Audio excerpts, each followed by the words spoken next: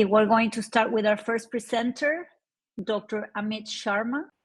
He's one of our group lead in-house scientists. His laboratory focuses on developing strategies to harness the immune system in mitigating the destructive effects of senescent cells. He'll be presenting on eliminating senescence, more ways to kill death-resistant cells, from novel senolytics to immune-based therapeutics. You can read his presentation summary and bio on the event's website. Amit will also be at the Amylo-sense research booth in the back of the room after his presentation if you have any questions for him, or you can always chat him to find him in the room. Now, please let's welcome him to our stage and enjoy the presentation. Thank you, Maria, and good morning, everyone. Thank you for coming. I'm really excited about this meeting and this platform. A quick suggestion. I think it might be a lot easier if you clicked on that icon that you see. If you bring your cursor to the slide, you'll see an icon on the right lower corner. That'll bring your slides to full screen. A lot easier to see the slides if you did that. All right, so with that, I will start describing some of the work that has been going on in the Amylo-sense team here at Sense Research Foundation. To this group, it may not be a new thing to describe that aging has been considered as the biggest risk factor for many diseases, including dementia, cancer, and autoimmune diseases, and the number of people. And this is becoming a bigger problem because the number of people over a certain age has started increasing in almost all developed countries, Europe as well as in the US. So understanding the mechanism as to how we want to remove the detrimental cells that are causing aging is becoming more and more important to the whole field. And we clearly have a better understanding now that senescent cells are considered to be one of the main drivers of this age-related susceptibility to various kinds of diseases. I'm just going over this review very briefly for uninitiated, that depending on the type of damage, whether it is double-strand DNA double-strand repair, initiation or telomere attenuation, overexpression of oncogene, or just replicative exhaustion, cells tend to undergo a phenomenon where they escape cell cycle permanently, and they show an increase in expression of cell cycle checkpoints like P21 and P16, and they show increased lysosomal beta-galactosidase activity, and more importantly, also produce a whole bunch of pro-inflammatory molecules, which are collectively called SASP. You will hear later on as a test from our lab describes a phenomenon that we call that is well known as paracrine senescence, as why this is actually one of so far probably the most neglected form of senescence induction, and how that is contributing to aging as well. So you'll have to wait for his presentation to discuss this. So realizing how important senescent cells are to the whole phenomenon of aging, there has been a lot of interventions that are currently being developed in various groups, and the amount of money that is being spent has steadily increased, and there are various interventions that are being investigated by various groups right now, but the market share for research on aging has become bigger.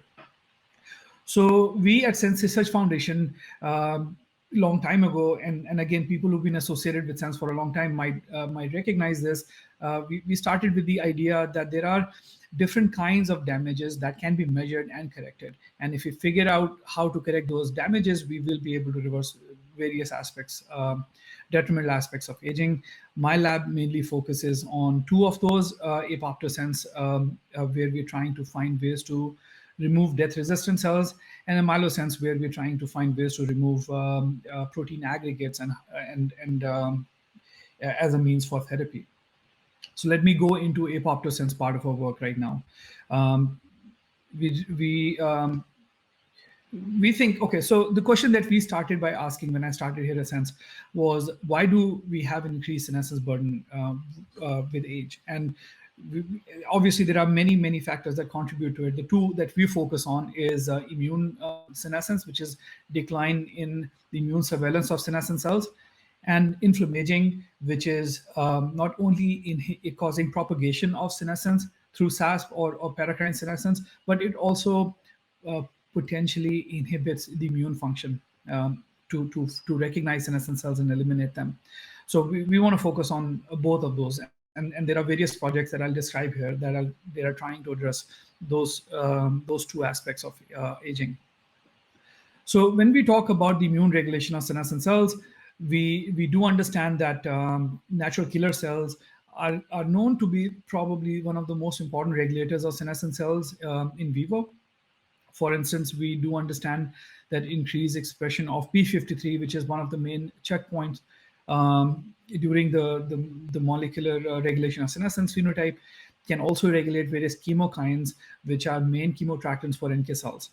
In addition to that, if we inhibit the effector function of NK cells, which is by knocking down perforin in this mouse model, we see increased accumulation of senescent cells as shown in this figure. So all things considered, we do understand quite clearly now that NK cells are main regulator of senescent cells in vivo and possibly playing a big role in aging. So if we look at this, I'm sorry, did I close my slides? Sorry about that. So if we do, I mean, there is quite a bit known already regarding how NK cells regulate senescent cells and their relative interaction with each other. For instance, we understand that SAS produced by senescent cells can then activate and activate and attract NK cells close to them, and then these NK cells start looking for activating receptors on the surface of senescent cells, like MIC-A, like molecules. And also, based on this activation, it can either bind to and activate a signaling that causes a release of perforins that would create pores and granzymes that would eventually cause apoptosis in the target. They would do that, or they would scan the surface of a senescent cell and look for activating as well as inhibiting receptors like HLA-E, which dampens that regulatory pathway and blocks NK cells from killing the target and releasing these perforins and granzymes. And the relative density of those receptors determine whether an NK cell can activate or kill the target. We also know that this is a little bit more complicated.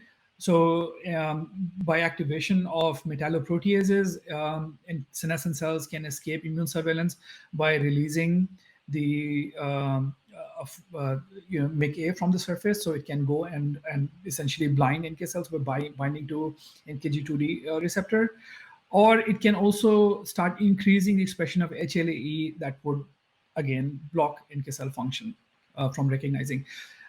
So understanding this process, this pathway, is essential for understanding any novel therapeutic intervention to increase the clearance of senescent cells.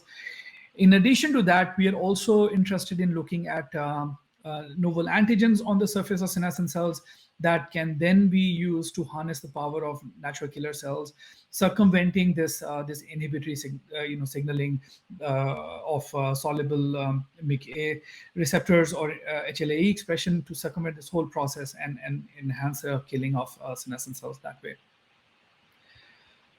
So let's start with understanding. So we do realize that there is this very beautiful way by which our body can identify and eliminate senescent cells, but senescent cells do accumulate.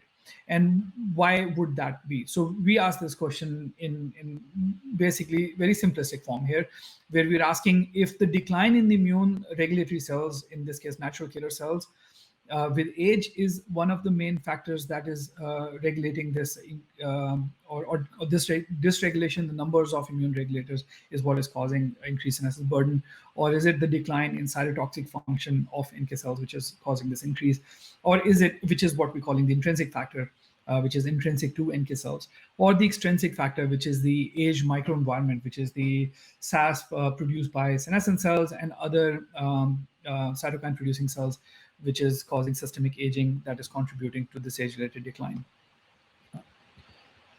So briefly, NK cell in our body can be present in many subtypes. The most important subtypes that we generally focus on is we calling CD56 bright NK cell, which has higher expression of CD56.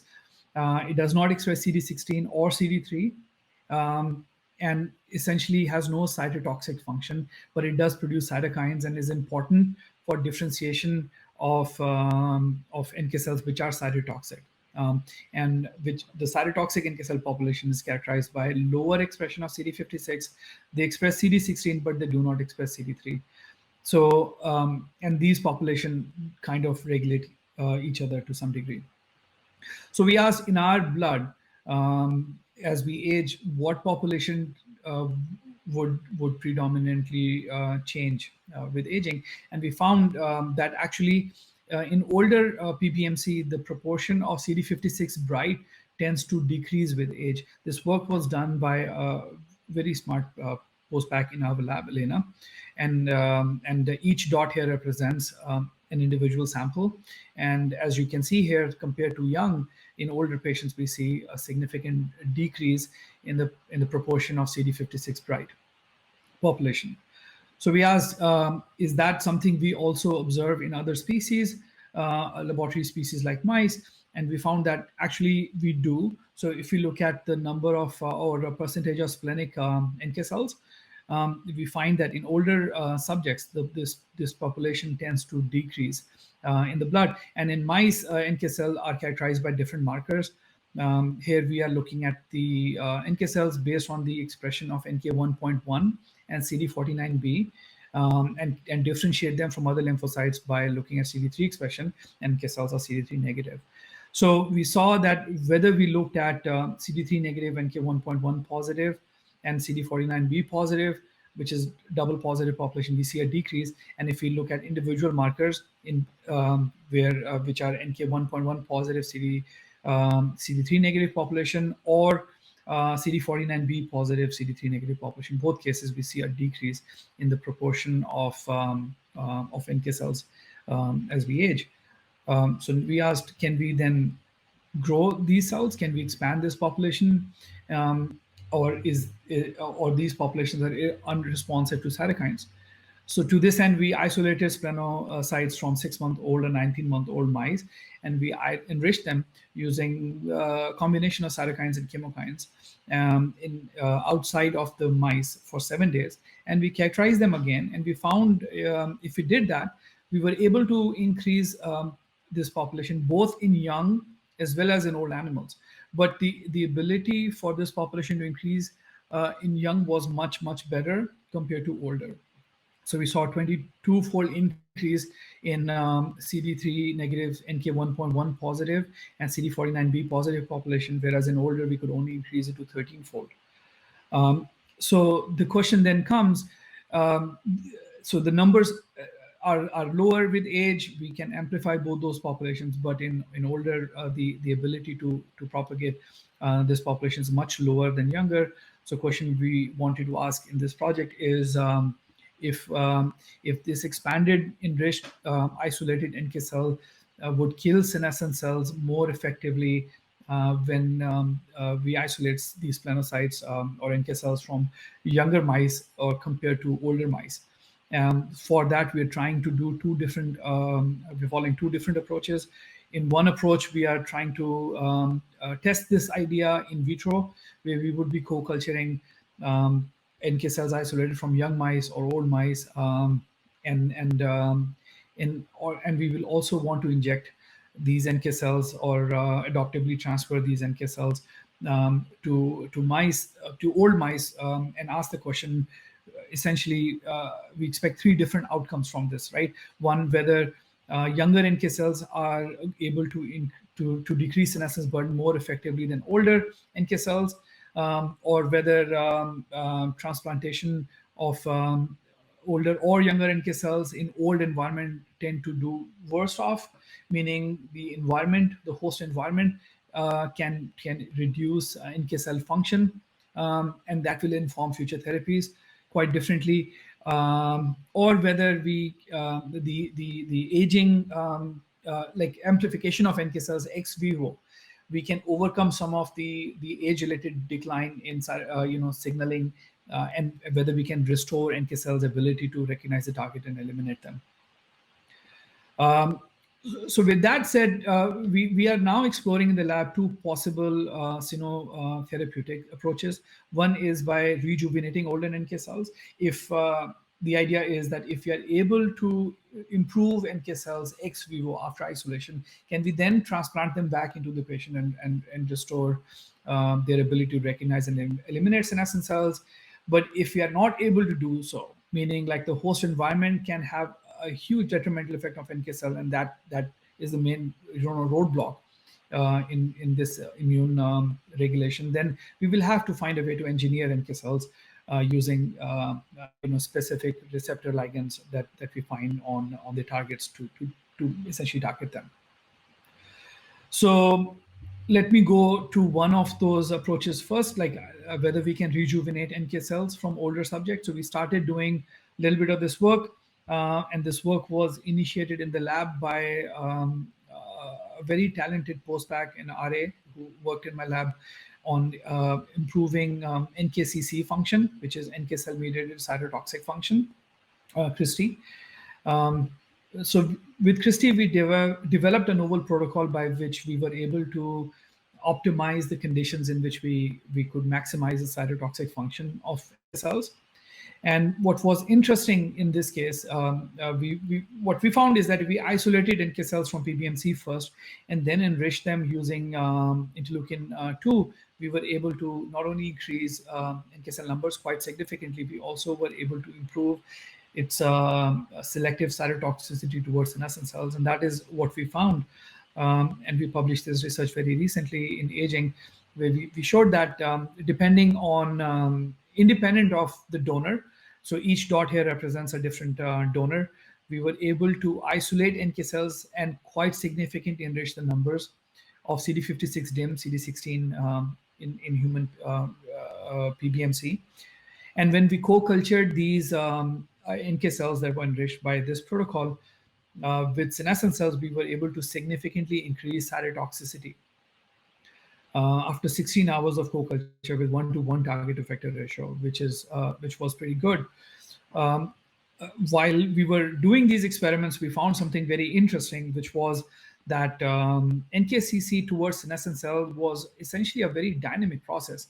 Meaning when we did a 16 hours co-culture at a target to effector ratio of 1-to-1, we saw about 50 to 60% killing of senescent cells, whereas non-senescent cells were relatively safe from these NK cells. We found that if we allowed this co-culture to go on longer, which is 16 hours, we saw that almost all senescent cells are killed at a 1-to-1 target effector ratio, whereas non-senescent cells seems to be completely safe. So, and this, then we went ahead and quantified this, and we found that irrespective of the mode of senescence induction, whether we induce senescence by treatment of cells with doxorubicin or by radiation or with etoposide, this cell viability assay showed that a longer co-culture seems to be very, very effective in killing almost all senescent cells. And since then, we've done some other experiments, we've done kinetics, and we found that there is between 16 hours and 3 days, there is a plateau of killing, and it seems to increase later on during co-culture. So one of the questions we're asking here is whether we can find ways to engineer NK cells based on the signaling that changes, that switches this increased susceptibility of NK cells over a period of time. And we're doing experiments right now to study the heterogeneity in this population of senescent cells that are susceptible to NK cell mediated killing in first 16 hours versus the ones that are able to resist killing between 16 hours to 3 days, and see if we can find ways to improve killing of NK cells that way. So we talked about engineering and of NK cells. So one thing we observed, and I'll draw your attention to that again, and this work was also done by Christy here, where we tried to identify novel xenoantigens as a means to enhance NK cell mediated killing was, you know, we found that even under the most optimal conditions, we were not able to achieve 100% killing of senescent cells, right?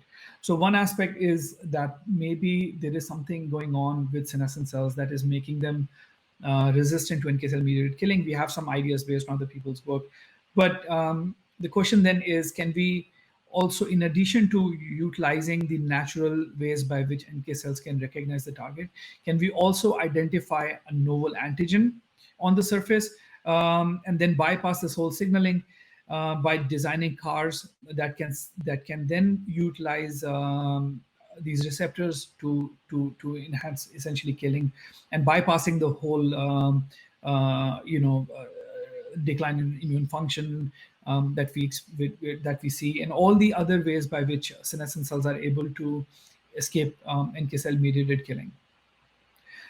So identifying those receptors that are unique to the surface of senescent cell has obviously other advantages as well, meaning we, in addition to using this information to make cars, we can also enhance the targeting based on ADCC. So senescence NK cells are known to express CD16 on the surface. So in theory, at least, we can use an antibody against the target and activate the killing signaling based on the interaction of the antibody with CD16. We can do that, and in addition to that, we can use this information for delivering senolytic drugs or toxic drugs to senescent cells directly.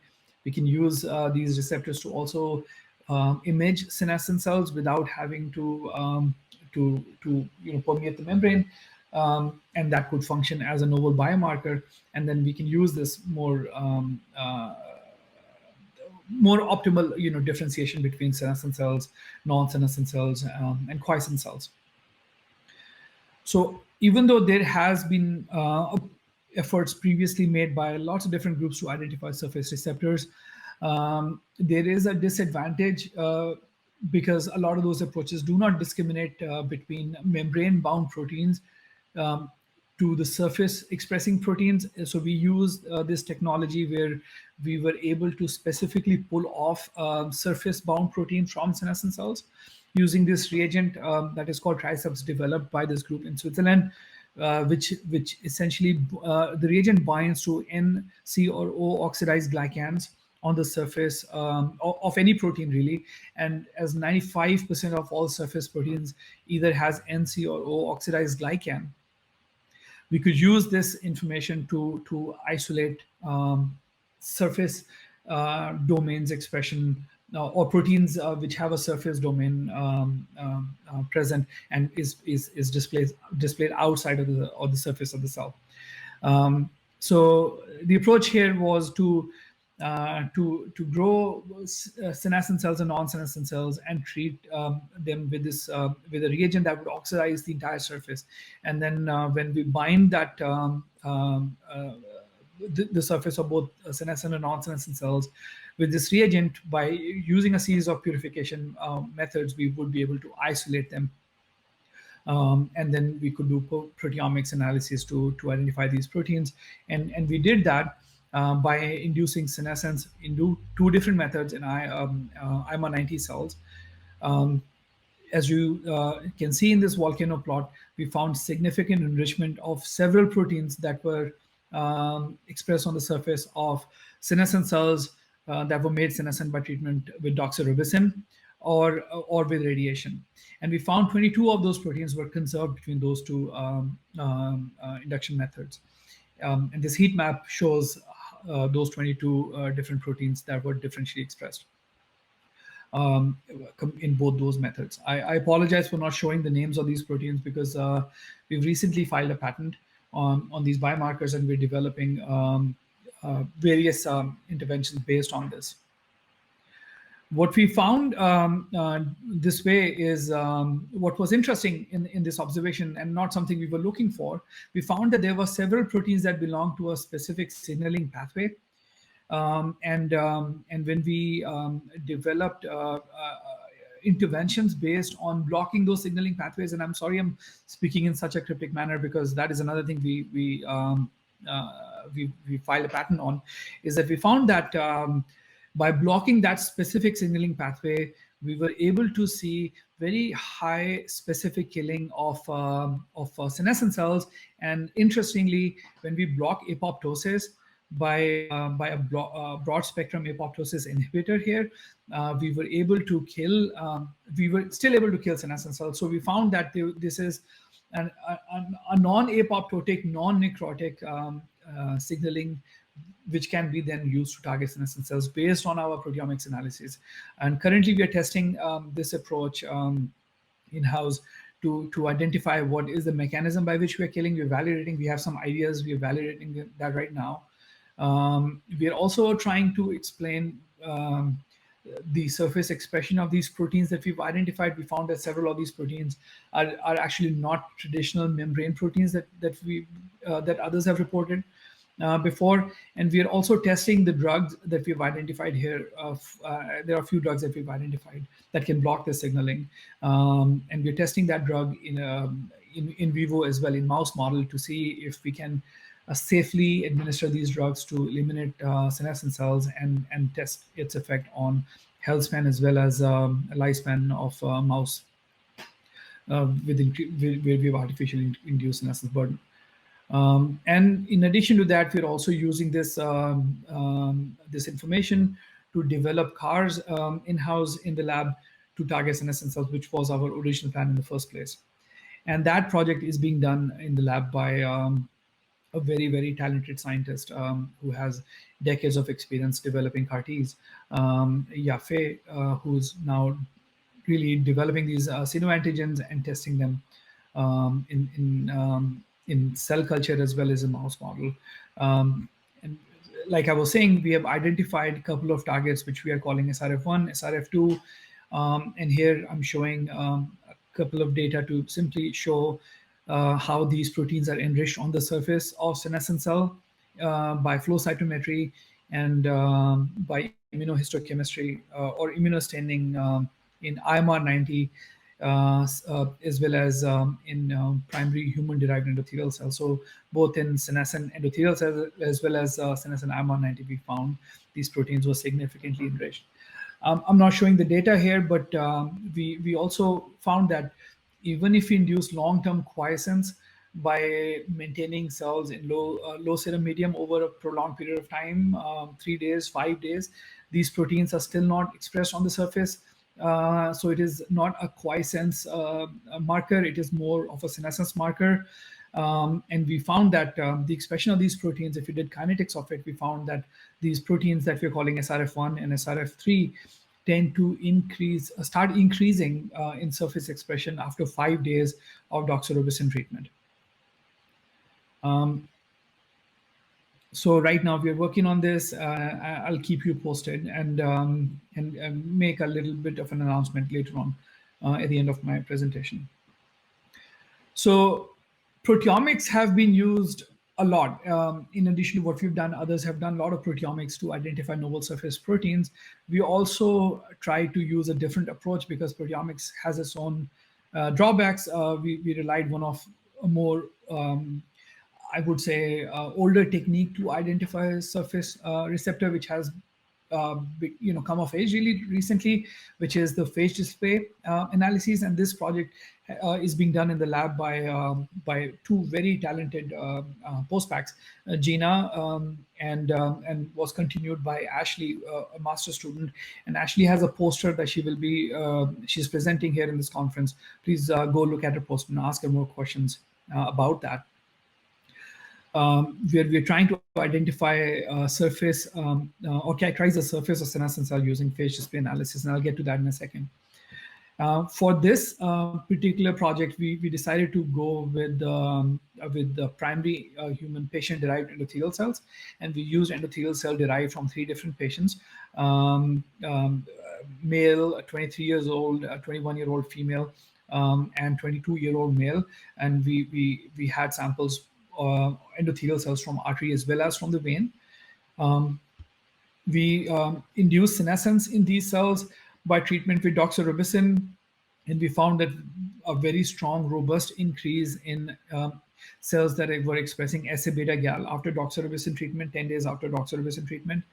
And this is representative figure from 2 different donors. And as well as we see an increase in expression of interleukin 6 from these donors, and significantly increased expression both with doxorubicin and with radiation. So what is phage display? Essentially, we have these random peptides that are expressed in bacteriophages, and we have 10 to power 8 different combinations of these random peptides that were expressed on these bacteriophages. And when we co-culture senescent cell or non-senescent cell with these bacteriophages, then depending on the peptide sequence, some peptides would be able to bind to the surface of senescent cell or non-senescent cell. After a series of washing, only the strong binders would remain, so we would isolate them and then enrich that population and then do a second round of screen. And after doing a second round of screen, we were able to identify, and then we isolate these proteins, these bacteriophages, and then we perform DNA sequence on the bacteriophage DNA. We could then identify the DNA sequence that encodes for the peptide that has a binding partner on the surface of senescent cell.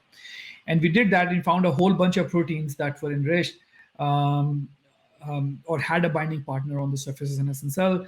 We identified that by further doing validation experiments where we use these 22 amino acid sequence peptides and conjugated that with streptavidin. And based on streptavidin biotin conjugation, and we co-cultured them or incubated senescent cell or non-senescent cell with those peptides. We've identified 28 different peptides, and we found that 5 peptides here were binding to something specific on the surface of senescent cell, whereas 2 peptides were binding to something specific to the surface of non-senescent cell. And this is a heat map of all the 28 peptides we've tested. And red here shows a strong binding, and blue shows no binding.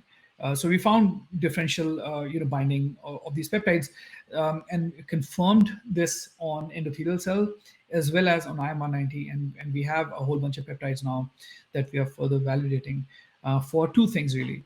We're making sure that these peptides can be used to detect senescent cells in different models of senescence, meaning different modes of senescence induction. In addition to doxorubicin radiation, we're also testing this in replicated senescent cells as well as oncogene-induced senescent cells.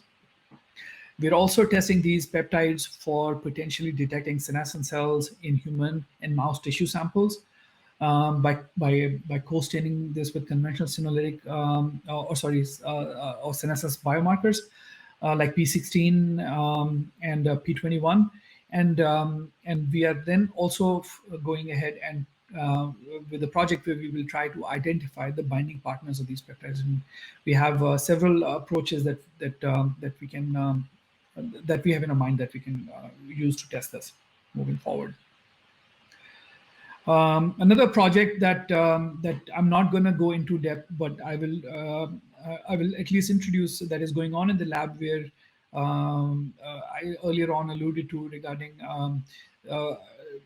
secondary senescent cells and how they may also be very important cell type to focus on. And without building too much on this, I mean, you should listen to Tess's talk that is going to be happening pretty soon. Here we've used primary endothelial cell, patient-derived endothelial cells to identify primary and secondary senescent cells. And we found that they're actually quite different. So, and Tess will go over this in much more detail, but conventional paradigm has always been that there is a dilution effect when we try to culture senescent cells with, or culture cells with conditioned media collected from senescent cells. We find a small proportion, about 40% of cells that are exposed to conditioned media from senescent cells become senescent.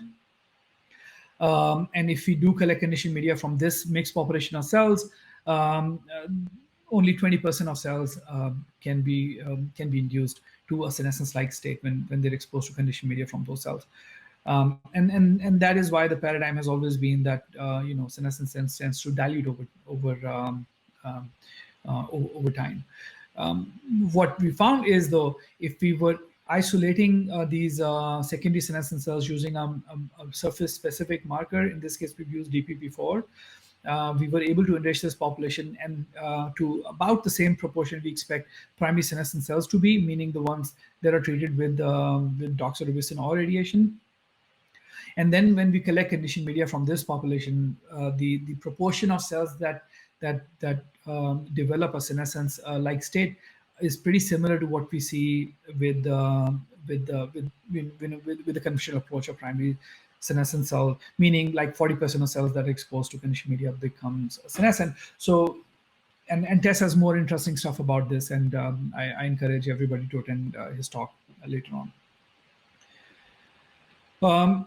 So in addition to these interventions that we're looking at and this novel way of identifying and targeting senescent cells, another project that we have just very recently started here at Sept Foundation in my lab is what we are calling Amylo-sense, or finding ways to remove protein aggregates. This work is being done by Mani, who has recently joined the lab, a very, very talented scientist with 10 years of experience in neuroinflammation. And what we're trying to ask in this project is whether we can use the monoclonal antibodies that can recognize, in this case, tau oligomers, and engineer them with a catalytic function. Whether we can then, break down these oligomers and improve cognition. And right now we are developing the antibody. We will be testing it in vitro for its ability to recognize tau oligomers and break them, and see whether we can use this approach to break down these tau oligomers and improve cognitive function in mouse model. Stay tuned for this project and what progress we make in here. I'll keep you posted on that. With that, I'd like to thank my team, who have been very, very effective members of the team. I have to say, my lab started here in August of 2019, and within a few months, we all experienced a global pandemic, and the lab continued to work during this difficult time, and I'm in awe with the effort they've made, and the progress we've made since then, and their faith in the lab and the hard work they've done to do this work. I would also like to thank our donors. We were fortunate enough to receive some donation from US NAM to do that project, the first project where we wanted to look at the effect of aging on NK cell mediated cytotoxicity in vitro and in vivo. I'm thankful for their support. I'm also thankful to Forever Healthy for providing fellowship for Tess's project. We recently got some funding from VitaDAO to develop CAR NKs based on the receptors we've identified. I want to thank them as well. And Senescence Research Foundation, who have been very strong supporters of the work we're doing, and none of this work would have been possible without the support, the financial support that Senescence has provided. In addition to that, I'd also like to thank our donors. We know the difficult times we've been going through lately, the COVID, the supply chain crisis, and all the other stuff that is going on. And I'm so grateful for all the donors who stuck by us through thick and thin, and allowed us to stay true to our mission of removing these, developing interventions to eliminate damage as a means for treatment of aging. And with that, I am opening to any questions people would have about this project. Thank you.